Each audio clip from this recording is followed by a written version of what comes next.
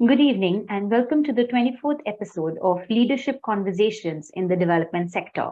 The social impact sector is full of passionate leaders with innovative outlooks on the world's greatest problems.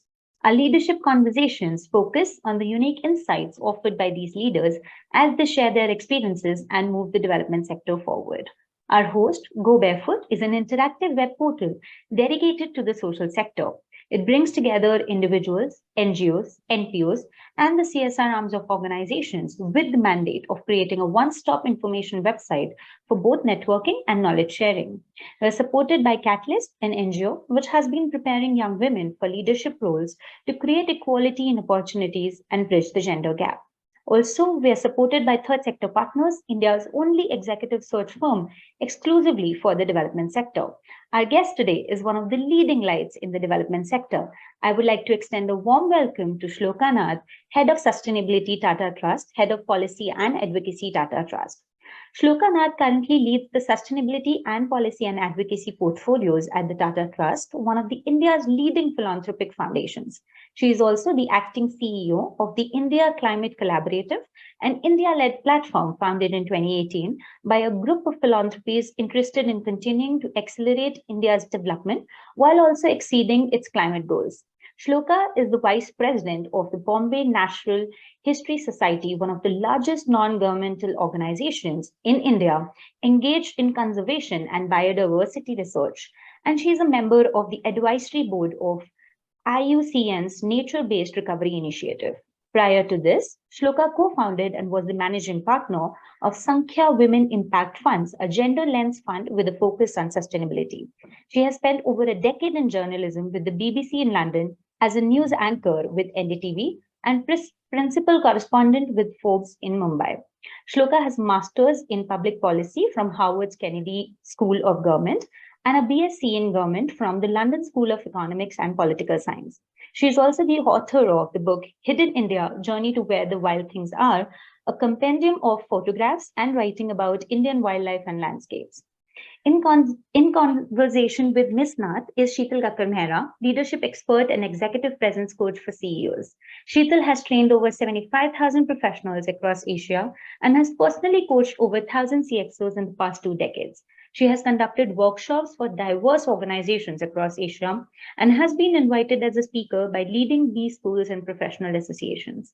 She is a best-selling author, and her latest best-selling book, Executive Presence: The Poise Formula for Leadership, is India's first research-based formula on this leadership skill.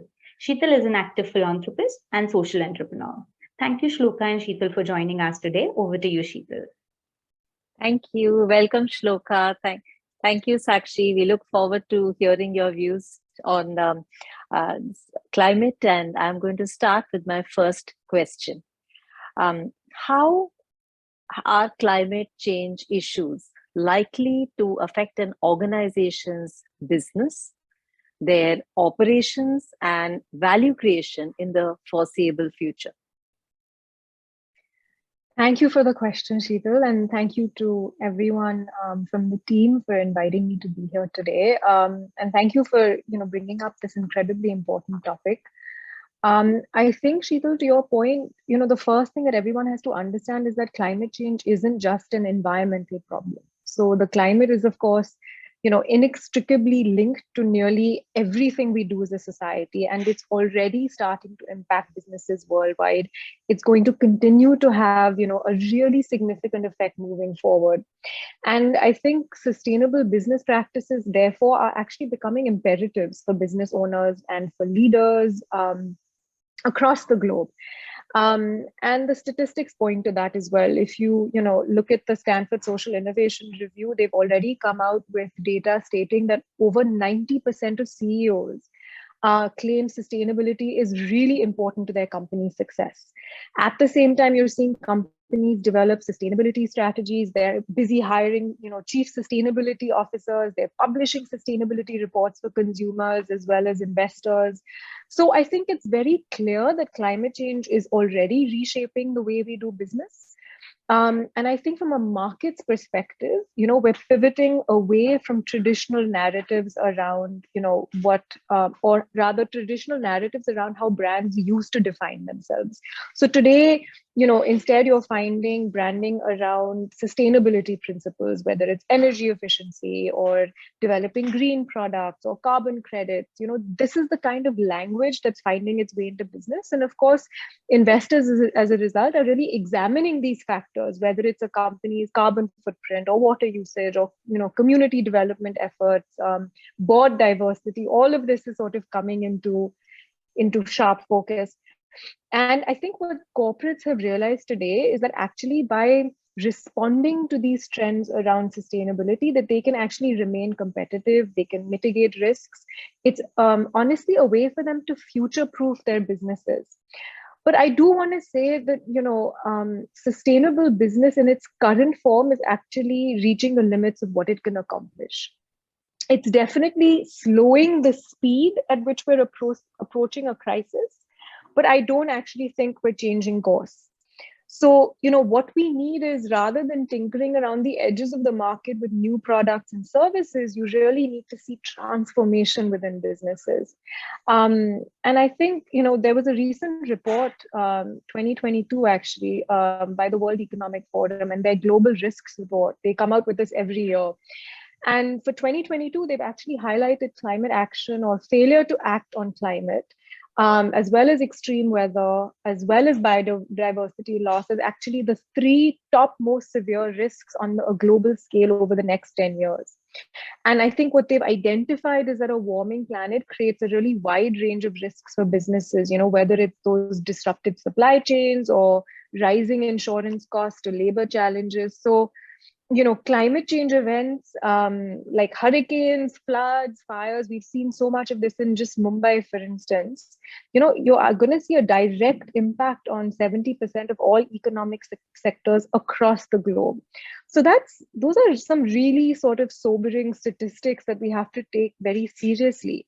Meanwhile, what we're seeing is leaders actually have business leaders, have a very limited understanding of the actual impacts that climate change could have on their businesses. So we have this, sort of overview or zoomed out understanding, but how do we get to that level of granularity around what actually are the physical risks to operations, to infrastructure, to a company's supply chain?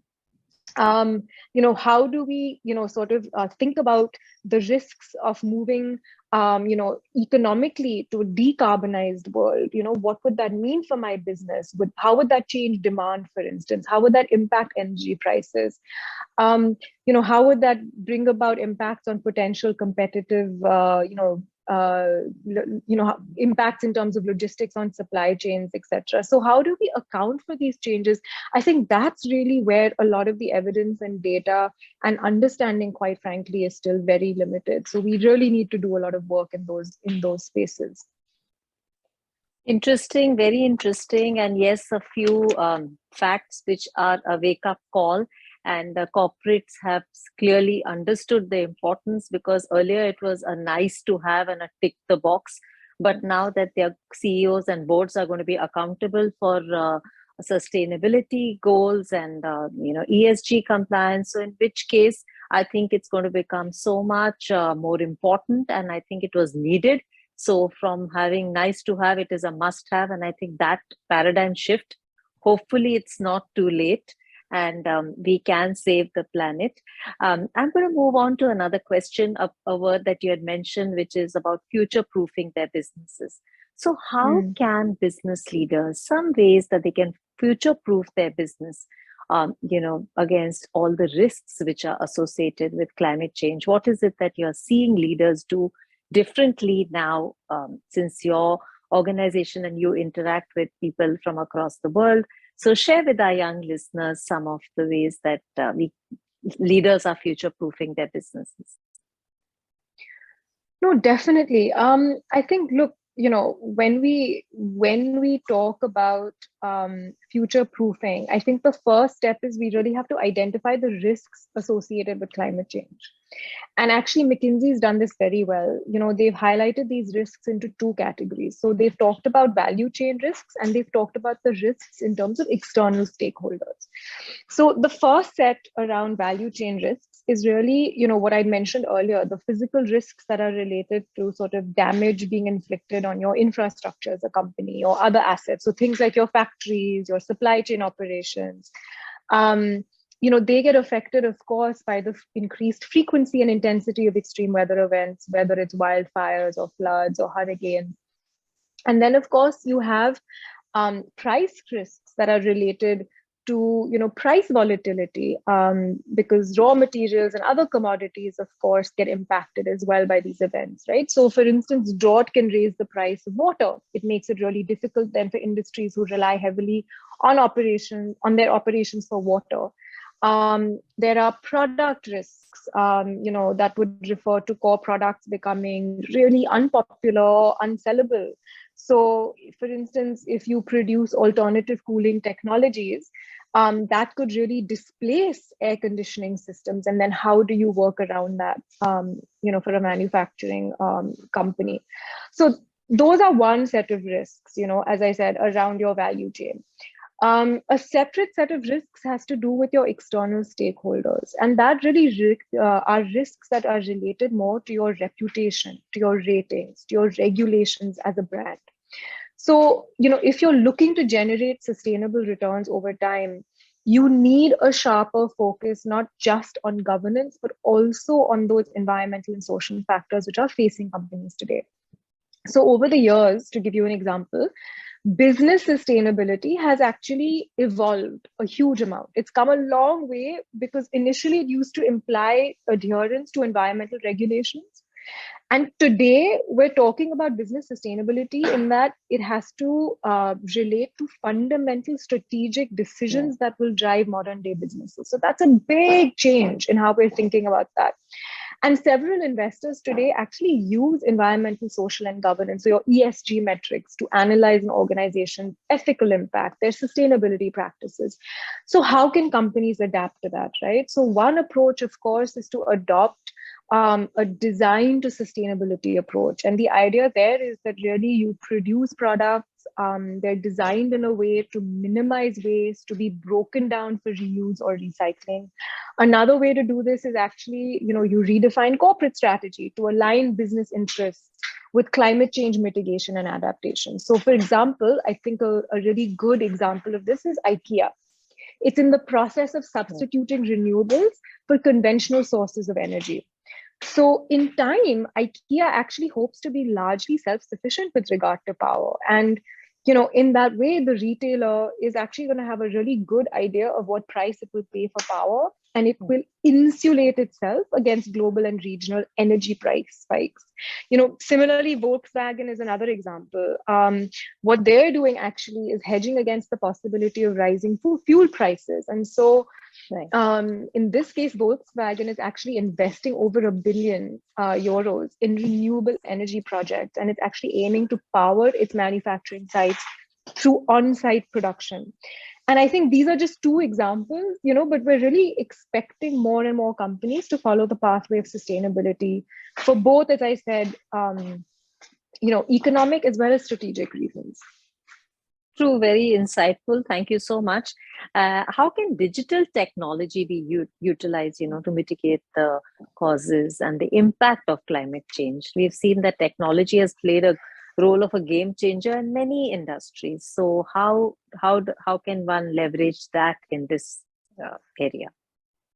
Great question, Shital. I think honestly, without computers, climate science wouldn't be possible. So I think scientific advances in climate science go hand in hand with computational capabilities and the availability of data.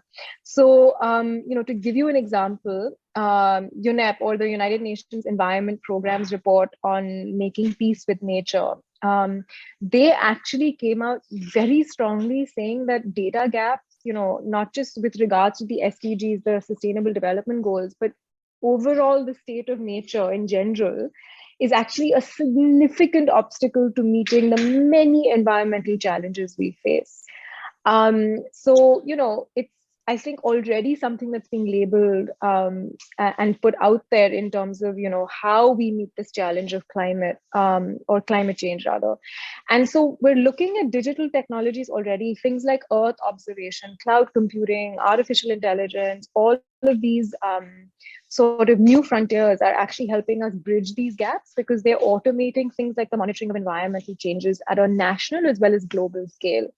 And I think they also really help us, make sense of things like ecological complexity, right? They allow us to bring things like transparency and accountability to understanding progress on whether we are, protecting biodiversity and the planet, or, how are we really doing in terms of some of the changes that we're hoping to bring about in meeting or addressing the challenges around climate change. And I think one thing to sort of point out that's obvious to everyone is that the role of digital technology in our lives has grown tremendously just in the last 24 months, right? Many businesses that have been stuck in a digital adoption transformation rut really found that, in a few months, just over COVID, they were able to achieve, what would have otherwise taken 5 years.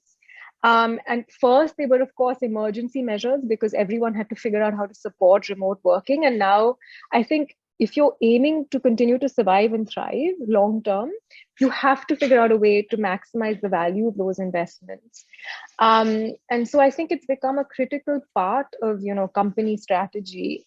And I think, something that we've realized is that while the physical aspects of work across many industries have changed, we can expect digital channels, e-commerce, etc., to really remain the default for the way things are done for the foreseeable future. That's not going to change. Long after the pandemic has been consigned to history, this is going to continue.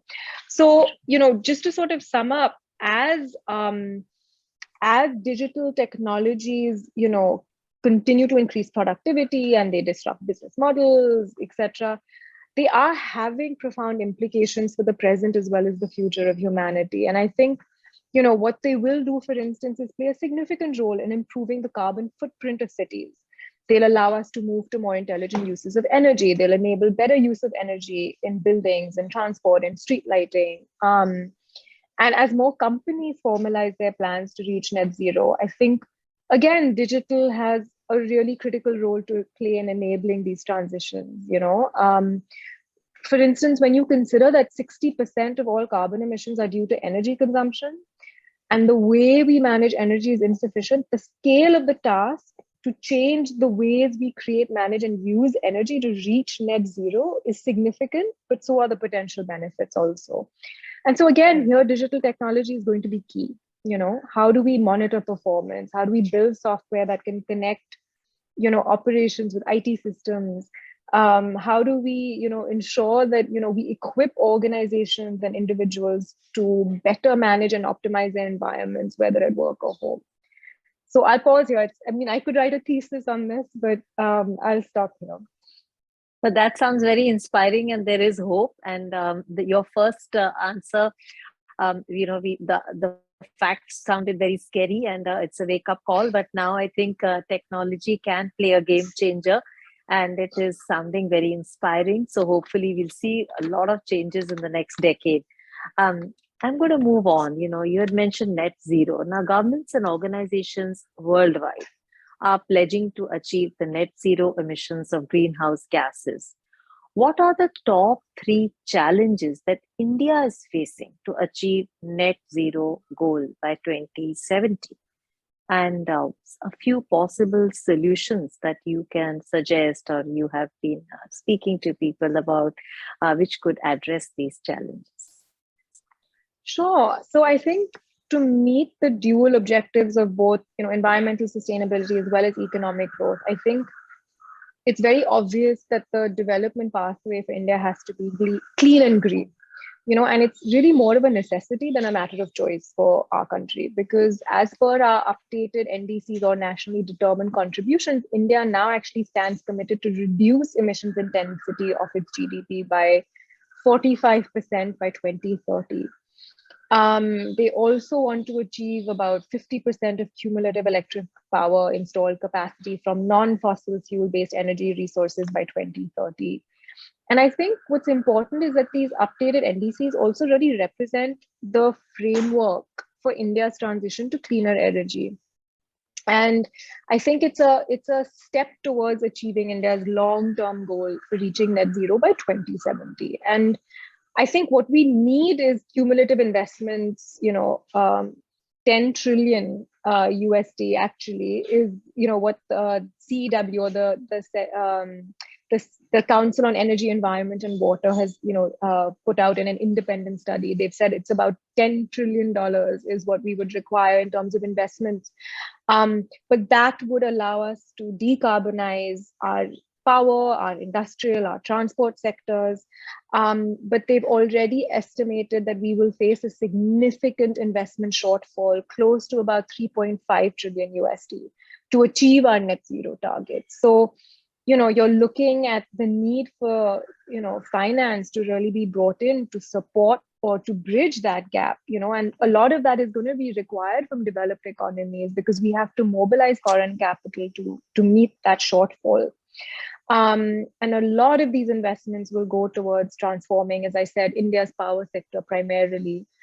So you need to scale up things like generation from renewable energy. You have to look at things like distribution and transmission infrastructure. We need, another huge sum of money, about 1.5 trillion USD, to invest in our industrial sector, because you have to set up things like green hydrogen production capacities. And so again, you're looking at these very significant, transitions or moves towards decarbonization. But look, as I talk about these massive numbers, to reach there, I think we really have to ramp up, on hard targets in terms of climate finance over the coming years. And we're seeing financial regulators like RBI, like SEBI, they are looking to build an enabling ecosystem for financing our transition to a green economy. And I think given the size, as I mentioned, of the investments required, you're going to need private capital, both from domestic as well as international institutions. Public funds, of course, will be required to de-risk these investments. But I think, it's going to need a tremendous push, as I said, across the board. Yeah. I think one more thing, aside from the investment piece, is a big challenge on the policy front. So, Moody came out with an environmental risks report on India recently. And they have already stated that, the policy challenges in India could actually hinder its momentum towards net zero. So again, you're looking at bigger or more onus on the private sector and investors as a result. And so, there is high growth potential in India. We have, along with the potential, we have significant economic development needs. We have, a large agricultural sector. But, we need the government's policy resolve to sort of match, the investment need as well, so that we can drive or move towards a transition towards a low carbon economy. But I'll pause here. There's a lot to say on this, but I think that just sums up the sort of two major pieces. Superb. Yeah, infrastructure, that's a huge investment, but I guess it's time to make it, and policy change, mindset shift, and working together, government, private, as well as the social sector have to work together to achieve the goals. Yes, COVID, of course, has impacted every person, every industry, every organization on the planet today. So how has it impacted climate change? A few things, hopefully good, which have, I think, it's really interesting, that question, Shital, because honestly, India's recovery from COVID-19 and the pandemic, is almost similar or sort of prescient to what, future shocks that we might expect triggered through the climate crisis, Right. And you're looking at sort of the need to create jobs, to spark growth, to repair the damage done, so to speak. And I really feel like coming out of COVID, we've emphasized the need to focus on policies and solutions that will actually benefit people and the planet for years to come. I think one is the need to safeguard the environment. You need to protect ecosystems. That's, of course, one of the main ways in which you might fight the the climate crisis. But at the same time, you also have to invest in things like clean energy jobs.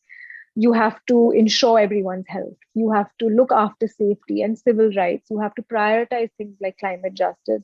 You have to build new socio-economic models that are climate neutral, that are resilient, that are sustainable, that are inclusive. And I think that the fear is, you don't want to choose or prioritize a business as usual approach. And I think if anything, COVID showed us that that wasn't going to work anymore. You have to align economic growth with the sustainable development goals. You have to look at protecting the poor and vulnerable who are greatest risk from the deprioritization of climate and ecological impacts. And so you want to look at, promoting things like sustainable agriculture, resource efficiency, circular economies or circularity across sectors and supply chains. You want to look at promoting green jobs, green local enterprises. There's tremendous sort of opportunity for India to play a really, really crucial leadership role. And at the same time, while we're doing all of this, I think, again, the pandemic has shown us that, these solutions are all crucial, but they're incomplete if they're not accompanied by an equally important imperative, which is we have to be more inclusive in our approach. We need to involve and safeguard more women in a post-COVID world. We already know that most crises hit the most vulnerable, most marginalized populations, again, amongst which women are most disproportionately represented. They hit the hardest. And so, I think climate change, again, is only going to exacerbate these inequalities. So it's really pivotal that we have to seek things like gender equality as we seek to promote a green economy, as we look to, achieve economic and social development that's also environmentally sustainable. Agree with you 100% that, COVID-19 showed us that we are all in it together. And, every individual got impacted. And yes, every individual had to be taken care of. And yes, gender, agriculture, economic, healthcare, everything had to be taken care of and everything got impacted at a very, very serious level.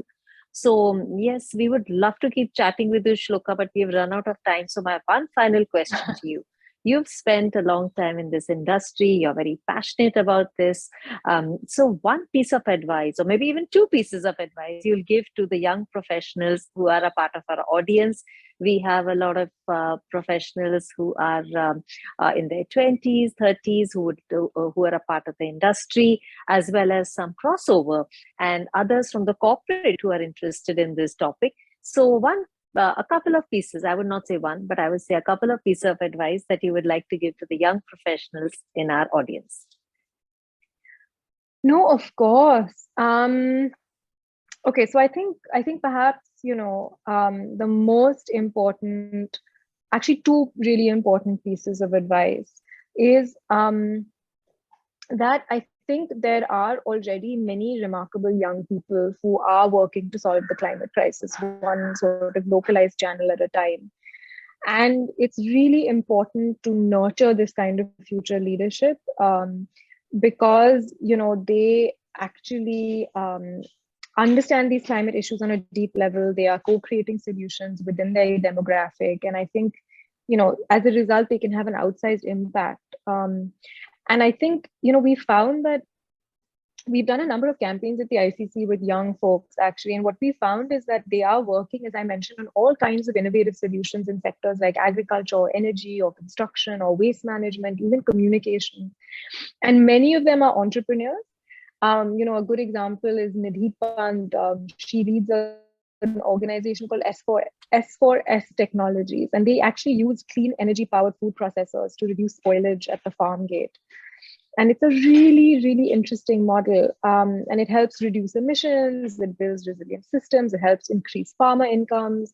And I think that's where we're seeing mid-career professionals can really play a crucial role because they can build innovative solutions across their disciplines. I think one thing I really want to emphasize is that there is no unique career path when it comes to climate change. You don't have to drop what you're doing or push aside your other passions to build a green career. because climate, even sustainability, it's a broad, relatively new field, and it's not going anywhere, it's expanding. So as society becomes more educated, consumer demands are changing, more people are asking for, sustainable products and packaging. They're looking to choose green brands. At the same time, businesses are reacting by creating new roles. They're focusing on developing, ESG friendly practices and solutions. And I think because the roles across the board are new to everyone, the playing field is even, so it's not that you have to be particularly advanced in your career.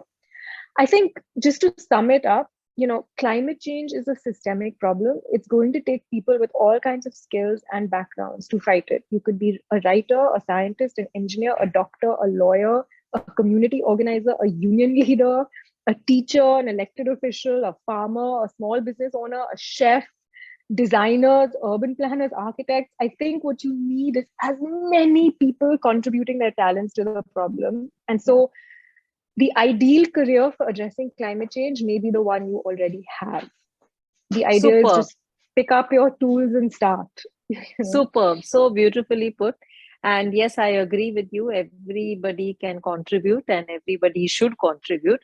And that's superb. Now we have a couple of interesting questions from the audience. So could we have the spotlight on Purvi Shah, please?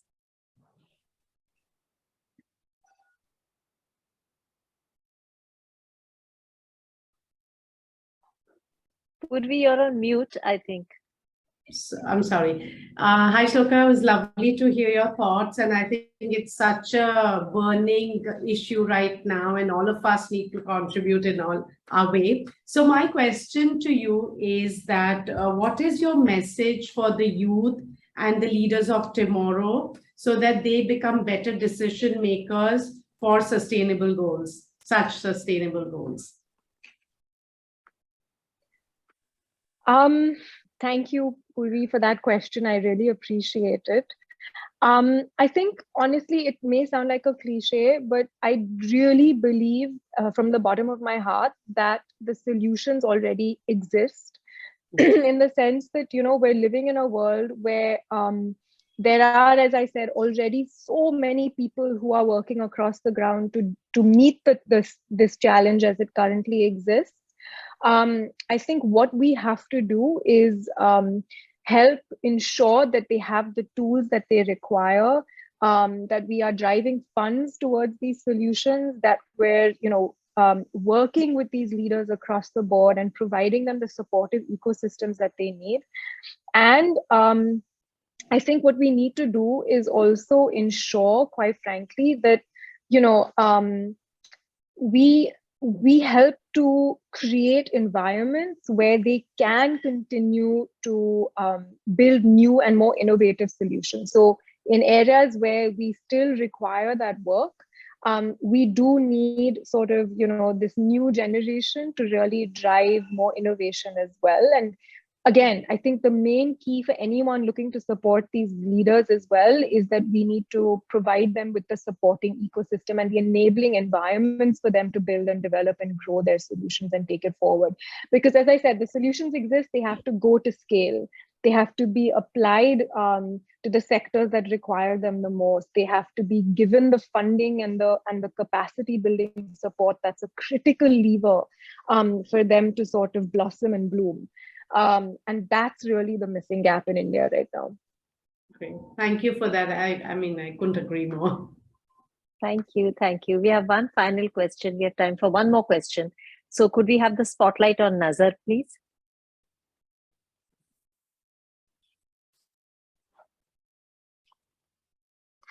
Hi, welcoming you, Shloka, and a very good afternoon to you and Shital as well.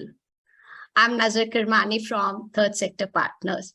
Well, so good to hear your thoughts, Shloka. So my question to you is what are some of the limitations and the future of climate adaptation?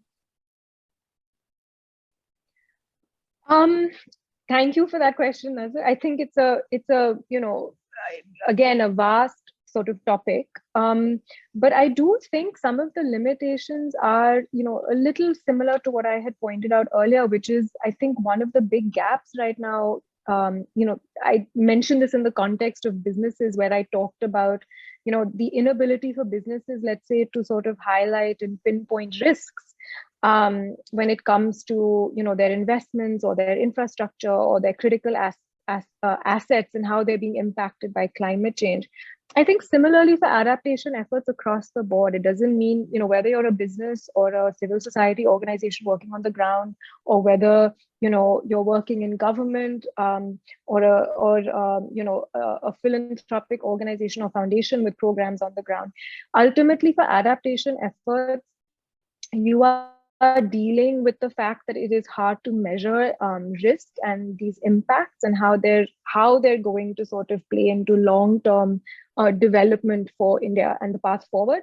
So what we're really facing is a need to measure, understand, quantify the risks from climate action and how we build that into all of the work that we're doing on the ground. The most important aspect, of course, is that when it comes to adaptation efforts, you're really seeking to protect vulnerable communities and people who will be disproportionately impacted by the impacts of climate action.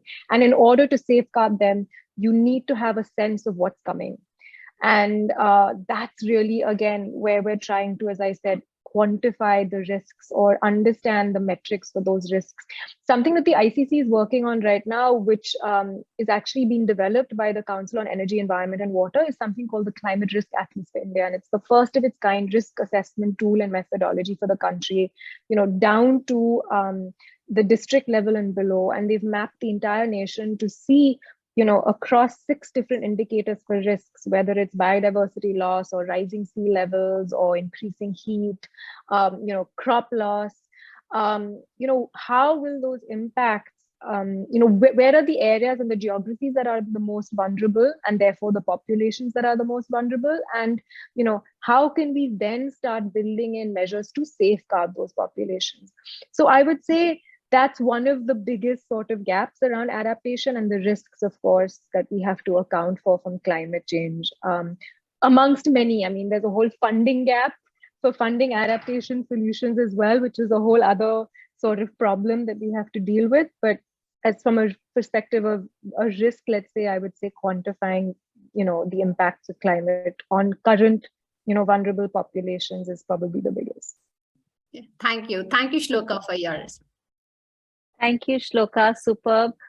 We've really enjoyed hearing your views. And while the data points on the table currently and the current situation sound very, very scary, but the good news is that technology can play a game changer. And of course, the fact that each of you in the audience, regardless of your career choice, can contribute in your own way. And each of you is empowered, and it is not something just left to the policymakers or the funders or the investors or the infrastructure makers, but each of us has a role to play. So on that note, we will sign off, and thank you. A big thank you to our audience for joining us today, and a big, big thank you to Shloka for the wonderful views and very inspiring views that you shared. So thank you and all the best. Thank you.